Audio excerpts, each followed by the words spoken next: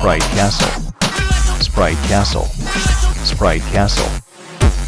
Mr. Rob O'Hara. Sprite Castle. Hello and welcome to another episode of Sprite Castle.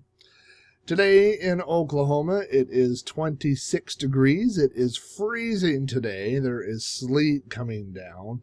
This is the first real day of winter weather we've had, and so to warm things up around here, we're going to play summer games from Epyx. So let's go ahead and get summer games started. I am going to, once the title screen comes up so you can see it, this Epyx Summer Games released in 1984 for the Commodore 64. I'm going to hit Alt-W because I am playing in WinVice, if you didn't know that. And we're going to warp right past the loading screen and the intro, and then we can actually play the opening ceremonies. There's the opening ceremonies, and fast forward, and now that we're at the main menu, I can go ahead and go into this. And the reason that we're going to do this is because this game set a lot of standards on the Commodore 64.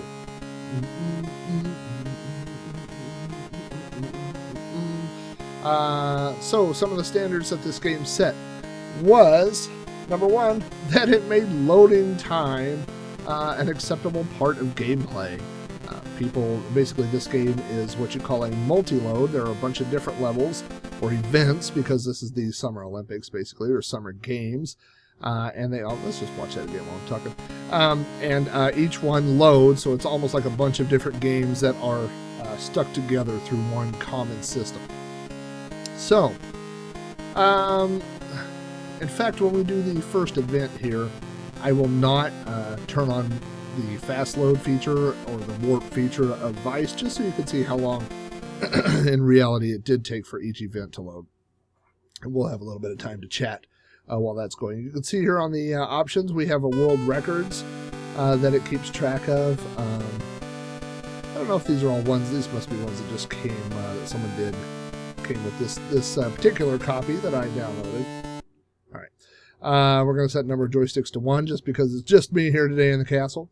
And then the options up here you see, we can compete in every event, and it will take us through all, I believe, 8 events. We can compete in one event, or we can practice an event. And practice, if you've not played summer games before, is the easiest way to get familiar with some of the different events here. So we're going to practice. There are 8 different events. There's a pole vault, platform diving. There's a relay race, dash. Down you'll see there's a freestyle relay and a 100-meter freestyle. Those are swimming games. And then there's gymnastics and skeet shooting. So pretty much I will show you all the events that don't involve wrecking a joystick. And by that, I mean running by slamming it back and forth, left and right, over and over, because it's not that much fun to play. It won't be fun to watch. And this is a good joystick. So I really should have started this loading. And let's see, let's start the clock on my computer right here. It is 15 seconds after. So let's just see how long this takes to load. I have time for a drink while we're waiting.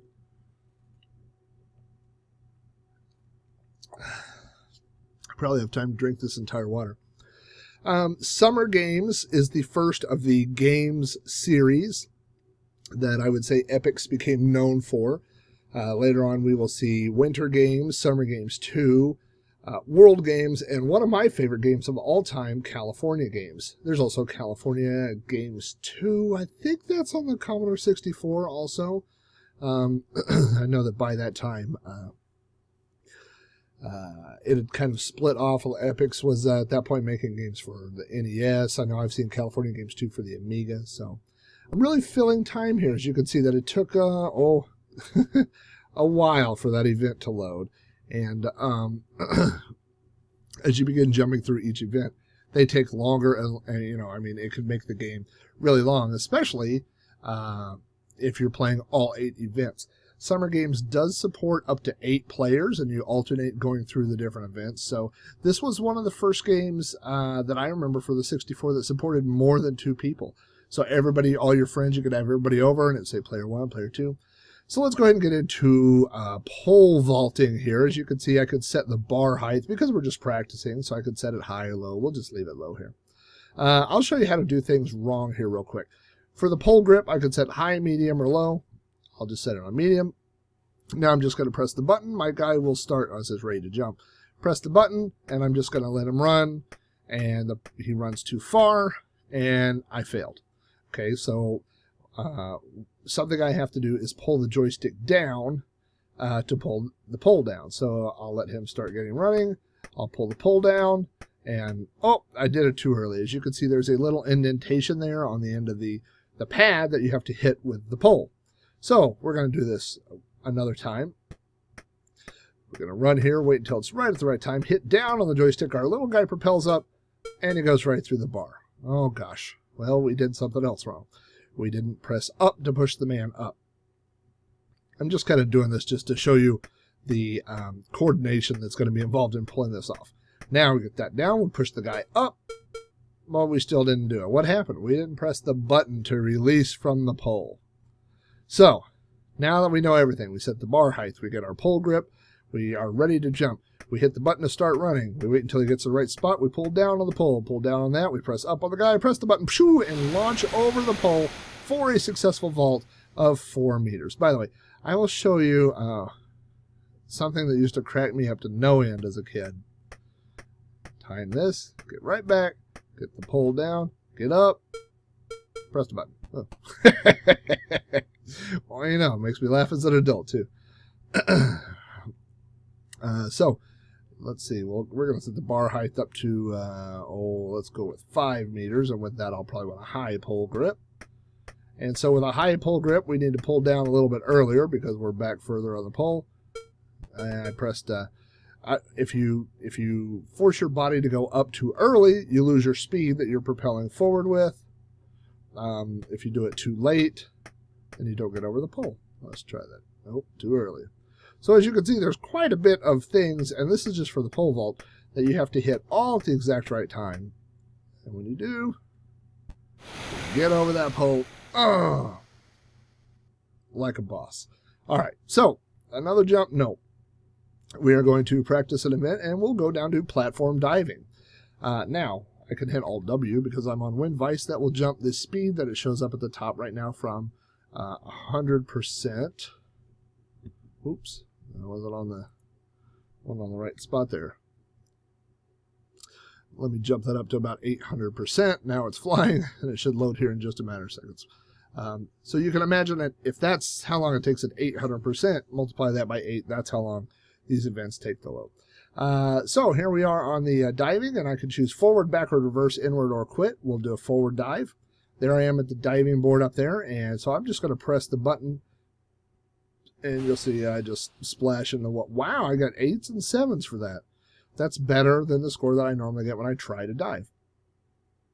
So it drops the low, the high, and it gives you your total points, adds everybody else up.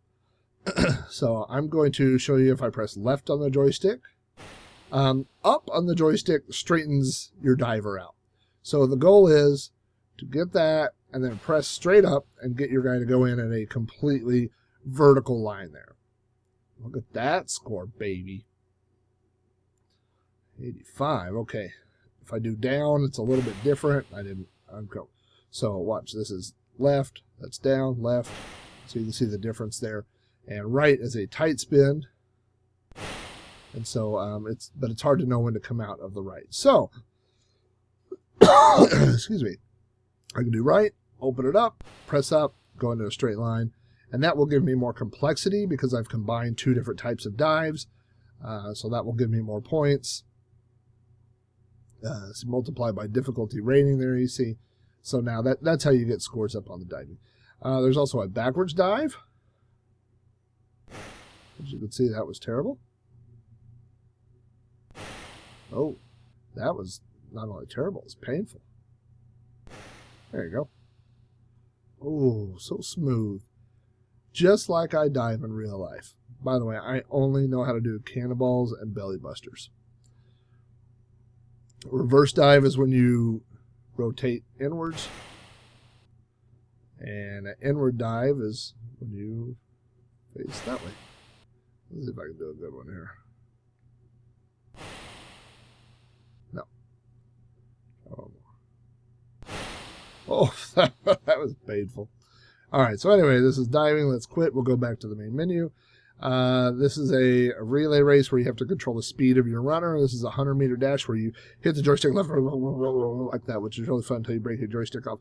But let's get into gymnastics, which as a kid, this was one of my favorite events because it's pretty easy to know how to do, to figure out, but there's a lot of little variants that make it hard to get a perfect score. So, again, I'm just going to run through and tell you what I'm doing here. What I'm going to do is I'm going to press the button to start, press the button to jump, press the button up, tuck into, untuck, and there we have, just a single flip. 5.8, not a great score. A lot of variables in this. And the biggest one is when to press the button and launch off of that giant loaf of bread. So, also, if you hold left or right, whenever you jump onto the bouncing platform, you do a 180 twist. So, I'm going to press the button, hold left, press the button, twist, let off when I'm, oh no, and land in a comfortable, relaxing position. So, the way to get, yeah, that was not good. First of all, you have to land towards the end of the springboard to get the most power. Second of all, you have to let go when you're almost vertical, which I didn't do there. So let me try this. And what you'll see is when I can do it where it's vertical, there we go. We can get some spinning going in now. That's 6.5, and I landed on my butt. Too over-rotated. So you could also try to pull off a forward. Let's see if I can do this. There we go. Oh, not enough. So to pull off that triple flip, you have to hit everything right. Not enough. And what's really bad is if you hit it wrong, you don't have enough speed. You could do a single, but not a double, which you're already tucked at that point for a double. Let's see if I can do that. Hit doubles pretty easy. But it's those triples that you really need to master if you're going to try to get your score up on this. Too short.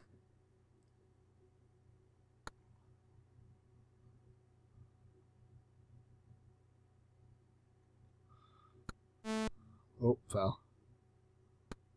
Let's see if I can. The problem with this one is I can't ever seem to get back to the main menu after this one.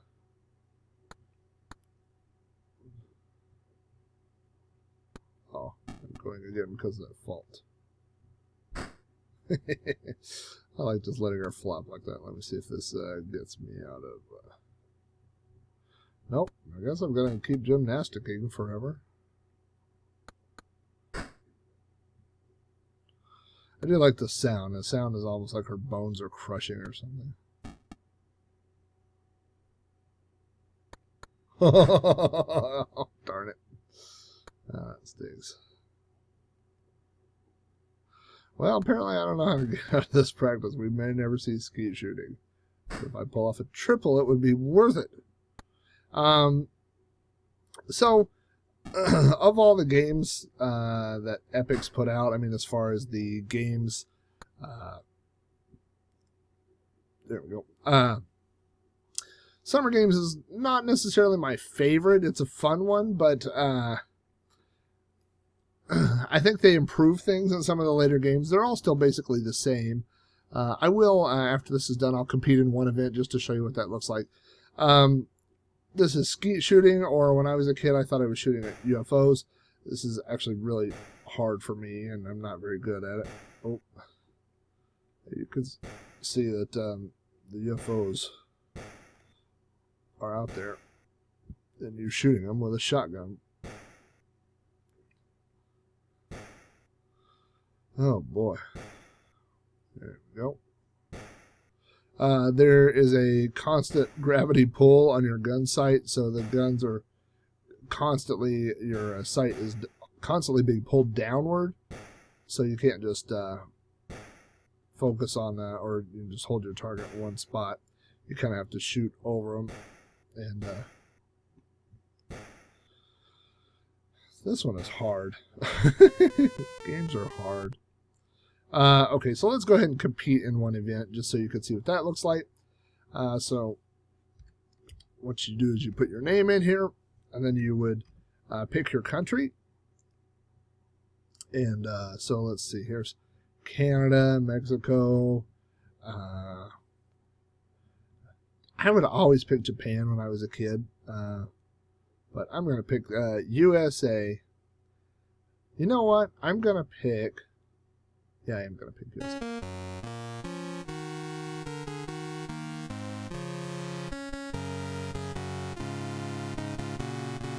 Can't skip this, by the way. Alright. Okay. Who watches Sprite Castle? Who has commented on Sprite Castle? Tom, is it Burgess? Has commented on all my videos on Facebook. And so Tom is going to be player 2. And Tom is going to be Epyx.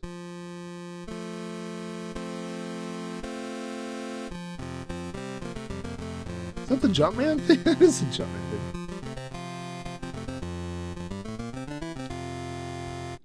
Alright. Nobody else. Okay. Yes, this is correct. And so the one event we will compete in is the pole vault. Alright, then we will fast forward here a little bit to get to the pole vault.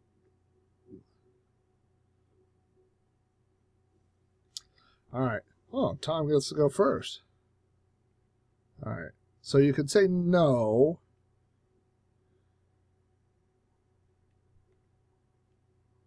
So we can pass, so we can jump up to a new height. Alright, so.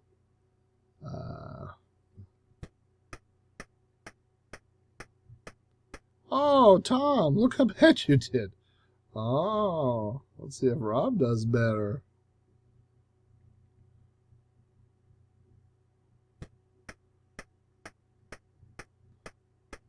Oh, Rob did not do better. I missed the joystick. Second try. Alright. Oh, Tom, why would you select the low pole grip there? Oh, sorry, too bad.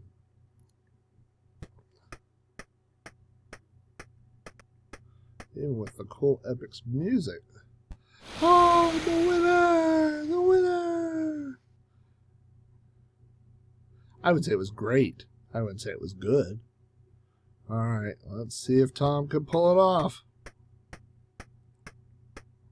Oh, Tom, you missed it. Sorry. I wonder if it's just me. I bet I can... I wonder if I say no, if I just forfeit, or if I can just... The crowd goes wild! Sorry, Tom, you stink. I'm the best. And so, you know, when you were a kid, you'd have your 8 friends around, and you'd pass the joystick around, everybody would compete. If you got a world record, your name would save to the disc, and then people would come over and try to beat your record or whatever. So it was the start for me of a different type of gaming, I would say. You know, I mean, it was a group type game versus, you know, just playing arcade, you know, games or computer games by yourself. Like I said, Summer Games was not my favorite. California Games was good. Winter Games was good. Even World Games is good. But this was the beginning of the format that all of those games would use. They all have multiple events. They all would let you practice. So anyway, Summer Games for the Commodore 64.